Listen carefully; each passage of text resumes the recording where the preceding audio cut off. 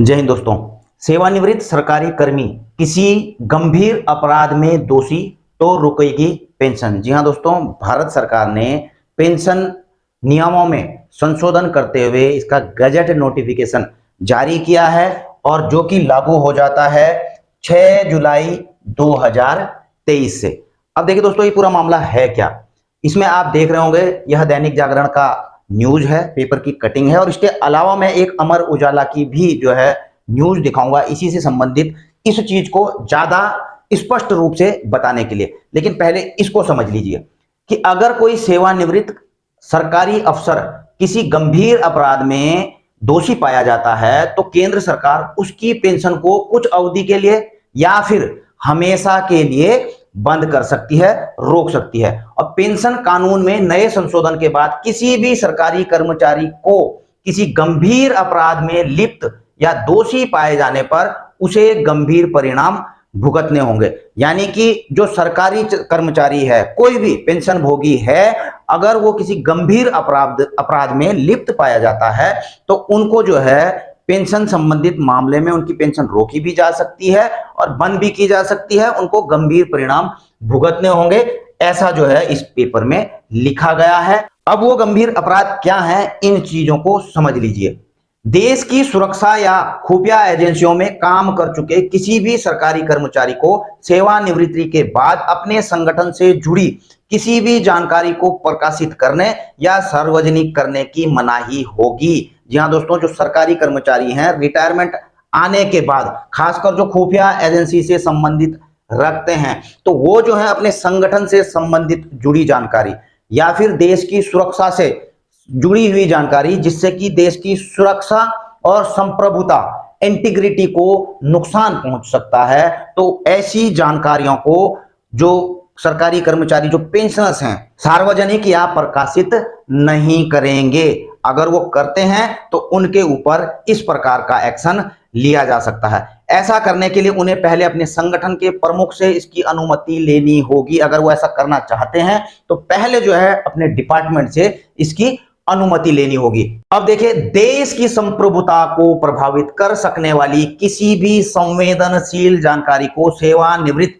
सरकारी कर्मचारी प्रकाशित नहीं कर सकेंगे। जैसा कि मैंने आपको बताया है कि देश की सुरक्षा संप्रभुता को प्रभावित कर सकने वाली कोई भी संवेदनशील जानकारी को जो है सेवानिवृत्त कर्मचारी कहीं भी प्रकाशित नहीं कर सकेंगे। केंद्र के संशोधन के बाद एक गजटीय अधिसूचना के तहत पेंशन के नए नियमों में यह अहम बदलाव 6 जुलाई से लागू किया जा चुका है।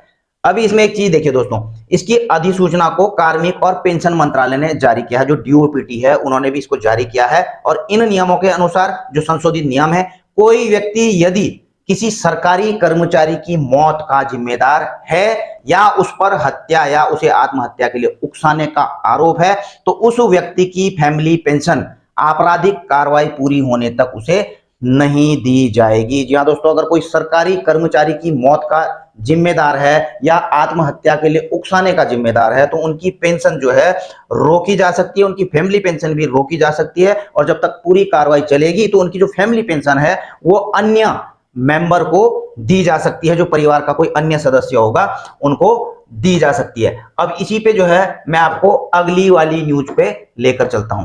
ये देखो दोस्तों, ये अमर उजाला का जो है यह न्यूज है, ठीक है। और यह है दोस्तों 15 जुलाई 2023 का। डीओपीटी केंद्र की इस अधिसूचना के बाद इस सेवा के अफसरों पर लगा कड़ा पहरा, रिटायरमेंट के बाद भी बोलने की पाबंदी।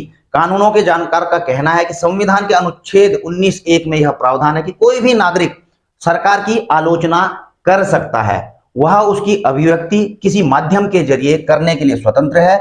यह सब बातें मौलिक अधिकारों की श्रेणी में आते हैं। ये जो अनुच्छेद 19 के तहत जो है यह चीजें बताई गई है कि यह जो है मौलिक अधिकार है एक सिटीजन का, एक नागरिक का, जो ये सारी चीजें कर सकते हैं। अब इसमें जो है देख रहे होंगे कि अगर रिटायर्ड अफसर ने किया यह काम तो बंद होगी पेंशन। अब इसके कुछ महत्वपूर्ण पॉइंट लिखे हुए हैं जो मैंने आपको बताया था। अपने विभाग को लेकर कुछ लिखा तो उसकी पेंशन हो सकती है बंद या उसे कम किया जा सकता है। पेंशन को रोकने या बंद करने के लिए सरकार को पहले लेनी होगी यूपीएससी की सलाह। डीओपीटी ने लिखा, रिटायरमेंट के बाद अखिल भारतीय सेवा के अधिकारियों का आचरण सदैव रहे अच्छा। अब देखिए, केंद्र सरकार अखिल भारतीय सेवा के तहत आने वाले आईएएस, आईएफएस, आईपीएस और दूसरी सेवाओं में मौजूद अफसरों पर पहले ही कई तरह की बंदिशें लगा चुकी हैं। अब सरकार ने रिटायर लोगों के लिए भी उनकी अभिव्यक्ति को लेकर कई तरह के नियम बना दिए हैं। अगर किसी रिटायर्ड अधिकारी ने अपने विभाग को लेकर कुछ लिखा तो उसकी पेंशन बंद हो सकती है या फिर कम हो सकती है। इस तरह के मामलों को गंभीर अपराध और गंभीर कदाचार माना जाएगा। अभी देखिए, इसमें कुछ चीजें मैं आपको दिखाता हूं कि हालांकि इस चीज के लिए सरकार को भी यूपीएससी से पहले सलाह लेनी पड़ेगी। उसके बाद जो है पेंशनर को 15 दिन का नोटिस देना होगा और आपको बताया जाएगा कि पेंशनर अगर ऐसे करते हैं तो पहले उनको जो है संगठन से सलाह लेनी पड़ेगी। लेकिन दोस्तों, यहां पर एक और चीज इन्होंने यहां पर बड़ी बात लिखी है कि कहीं ऐसे में जो है जो रिटायरमेंट जो पेंशनर्स हैं उनके मौलिक अधिकारों का हनन तो नहीं हो रहा है। जो भारतीय संविधान में आर्टिकल 19 अभिव्यक्ति की आजादी की स्वतंत्रता देता है, वहां पर जो है उसका हनन तो नहीं किया जा रहा है। क्या है, गैर कानूनी तो नहीं है। हालांकि दोस्तों, आर्टिकल 19(2) में कुछ प्रतिबंध भी लगाए गए हैं। अभिव्यक्ति की आजादी तो आपको है, लेकिन किसी की अभिव्यक्ति से देश की प्रभुसत्ता, एकता और अखंडता को नुकसान नहीं पहुंचना चाहिए। और इसमें यह भी लिखा गया है कि भारत एक कल्याणकारी राज्य है जिसमें स्टेट की यह ड्यूटी है कि वह अपने नागरिकों का सदैव भरण पोषण करे। अगर सरकार किसी को पेंशन देती है वह एहसान नहीं है, इसमें शर्तें थोपना गलत है। अब देखिए दोस्तों, आप सोच रहे होंगे कि आखिर ये ऐसे इस प्रकार के ऑर्डर्स आखिर गवर्नमेंट क्यों निकाल रही है। आपको पता है, ये देखिए, चर्चा में रही पूर्व नौकरशाहों द्वारा लिखित पुस्तकें। आपको पता है, जो बड़े बड़े अधिकारी होते हैं रिटायरमेंट के बाद जो है बड़ी बड़ी पुस्तकें लिखते हैं, अपने जो है एक्सपीरियंस बताते हैं, या फिर कहीं किसी मिशन में भाग लिया हो इस प्रकार के, जो कि देश की सुरक्षा से संबंधित हों, तो इन चीजों पर पुस्तकें लिखते हैं। आप देख रहे हैं, देश की आंतरिक गुप्तचर एजेंसी आईबी, इंटेलिजेंस ब्यूरो, आपको पता है कि कार्य प्रणाली को लेकर विस्तृत जानकारी देने वाली किताब ओपन सीक्रेट्स। देखिए, ओपन सीक्रेट्स लिखा गया था पूर्व जॉइंट डायरेक्टर मलय कृष्णन धरजी के द्वारा। ठीक है, अब इसमें क्या है, यह एक प्रमाणिक पुस्तक मानी जाती है। उसमें पूर्व पीएम इंदिरा गांधी और आईबी की कार्यप्रणाली से जुड़े कई अहम खुलासे हुए थे। तो जो इन्होंने किताब लिखी थी ओपन सीक्रेट्स, तो इसमें जो है आप जैसा कि आप देख ही रहेंगे, पीएम इंदिरा गांधी और आईबी की कार्यप्रणालियों से जुड़े हुए कई चीजों के खुलासे हुए थे। ठीक है, तो ये एक सिक्योरिटी कंसर्न है। कारगिल युद्ध पर भारतीय सेना के प्रमुख रहे बीपी मलिक की पुस्तक फ्रॉम सरप्राइज टू विक्ट्री में कई बड़े खुलासे हुए थे। तो कारगिल जो युद्ध हुआ था उसके बारे में भी किताब लिखी गई है जनरल बीपी मलिक साहब की तरफ से, फ्रॉम सरप्राइज टू विक्ट्री। रॉ और दूसरे विषयों पर लेकर पूर्व रिसर्च एंड एनालिसिस विंग के प्रमुख, रॉ के प्रमुख अमरजीत सिंह दुल्लत जी की किताब life in the shadows a memoir 2022, जो राष्ट्रीय सुरक्षा सलाहकार ऑपरेशन ब्लैक थंडर आदि के बारे में बात करती है, चर्चा में रही। अब इसके अलावा भी देखिए कि पूर्व अतिरिक्त सचिव बिरमन द्वारा लिखी गई किताब the cow boys of raw में 1971 के दौरान पाकिस्तान में हमले को लेकर अहम जानकारियां दी गई हैं। भारतीय खुफिया एजेंसी रॉ के पहले प्रमुख और भारत के मास्टर स्पाई के नाम से मशहूर आर.एन. काओ को लेकर कई पुस्तकें लिखी गई हैं।